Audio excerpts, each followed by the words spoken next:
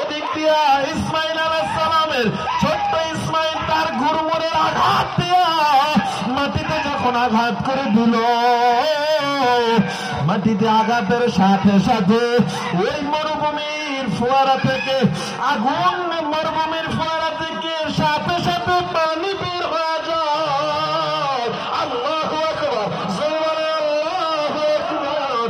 পানি যখন বের হয়ে যায় সাথে সাথে হাজরা সালাম দৌড় দিয়া কয় জমজম থাম থাম। আরে জমজমের পানি যারা পান করছে কি যে এক প্রশান্তি। জমজম থাম থাম।